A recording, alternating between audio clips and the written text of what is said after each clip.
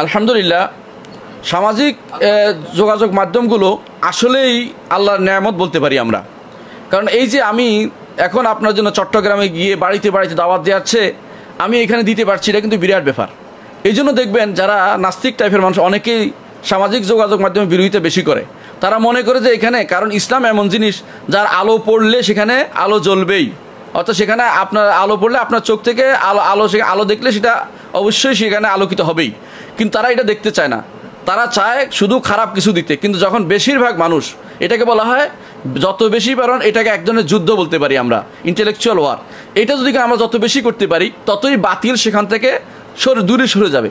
কিন্তু সমস্যা হচ্ছে একটাই, সেটা হচ্ছে এখানে ভালো মন্দ সবাই ঢুকে, এটা অনেকটা ভাগাড়ের মতো হয়ে গেছে, যেখানে ময়লাও ফেলে ভালোও ফেলে। এখান থেকে এই জন্য আপনি চিন্তা করবেন, রাসূলুল্লাহ সাল্লাল্লাহু আলাইহি ওয়াসাল্লাম যেটা বলেছেন যে আলমারউ আলা দীনি খালিলিহি ফালিয়ানজুর আহাদুকুম মান ইউখালিল। একজন মানুষ তার বন্ধুর দিনের উপর থাকে, সে কার সাথে বন্ধুত্ব করছে সেটা যেন সে দেখে নেয়।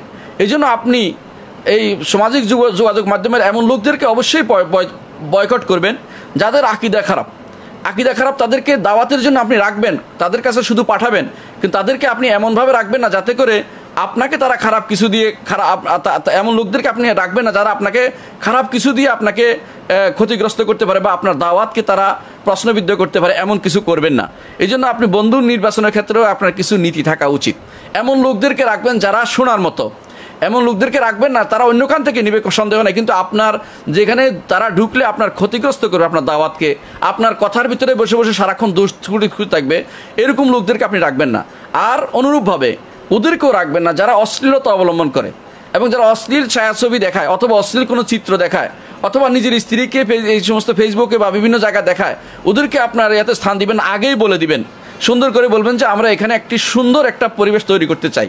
এবং প্রত্যেকে যদি এভাবে সুন্দর পরিবেশ তৈরি করতে চায় তাহলে অশ্লীলতা এবং যারা খারাপ কিছু করে তারা কিন্তু আর জায়গা পাবে না। সুতরাং আমাদের উচিত হবে বিশেষ করে দুইটি কাজ করা। আবারও বলছি, এক নম্বর হচ্ছে বন্ধু নির্বাচনের ক্ষেত্রে আপনি নির্ধারণ করবেন কাদেরকে আপনি তারবিয়ত দিচ্ছেন, কাদের সাথে আপনি চলাফেরা করবেন, ওদেরকে আগে সিলেক্ট করে ফেলবেন। যাদের মধ্যে খারাপ দেখবেন তাদেরকে নির্দ্বিধায় বাদ দিয়ে দিবেন, অথবা তাদেরকে আগে সাবধান করবেন আগে, যখন দেখবেন তারা শুনবে না এবং তাদেরটাই শুধু প্রচার করতে চায়। আমি দেখেছি অনেকে আমার বন্ধু হয়ে নিজের মতবাদ প্রচারের জন্য আমার এখানে এসে ব্যবহার করে, কারণ তার ওখানে কেউ যায় না, তখন আমি তাকে বাধ্য হয়ে এরকম তাকে আনফ্রেন্ড করতে হয়েছে, কারণ বুঝছি যে সে ইচ্ছা করে সেটা করেছে। হ্যাঁ, অনেকে দেখতে পাচ্ছি, আমরা দেখি, আমরা তো বুঝি না এই সমস্ত আজে বাজে কারামতে বিশ্বাস করি না। দেখলাম এক লোকে এসে তার যত কারামত সব আমার এখানে ঢালতেছে, তো আমার বন্ধুরা পাবে, আমি বাধ্য হয়ে তাকে আনফ্রেন্ড করতে হয়েছে, কারণ তো সে শুনে না। তাহলে বোঝা গেল এরকম কিছু অবস্থা আমরা দেখতে পাই মাঝে মধ্যে। যদি কোনো এরকম আনফ্রেন্ড হয়ে যায়, বুঝবেন যে তার কোনো আচরণের কারণে আনফ্রেন্ড হয়ে গেছে, এখানে আমার কিছু করার নেই। নিজেকে আবার রিয়েলাইজ করতে হবে আমি কি আসলে সঠিক পথে ছিলাম কিনা, অথবা ঠিক করে আসতে পারি কিনা। এরকম হয়।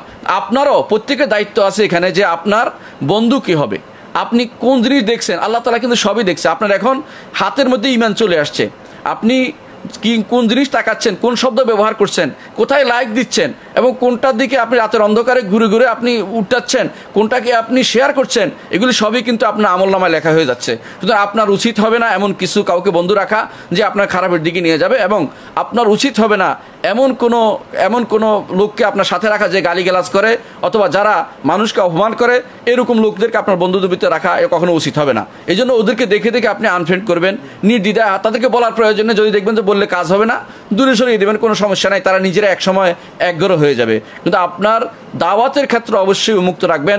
যারা শুনতে চায়, জানতে চায়, যারা আপনার থেকে উপকৃত হতে চায়, তাদেরকে আপনি সবসময় রাখবেন। এবং এটার ভিতরে থাকা, আমি মনে করি দাওয়াত একটা উপকারিতা আমরা দেখেছি এবং উপকার আমরা এখনও পাচ্ছি। এই যে আমরা এখন কথা বলছি, এটা ইনশাল্লাহ মানুষের কাছে পৌঁছে যাবে। সুতরাং এটাকে ছেড়ে দেওয়া উচিত নয়। যত বেশি পারে ভালো মানুষরা যেন এটাতে ঢুকে এবং খারাপ মানুষরা যেন এতে কমে যায়, এভাবে আমাদের সচেষ্ট থাকতে হবে।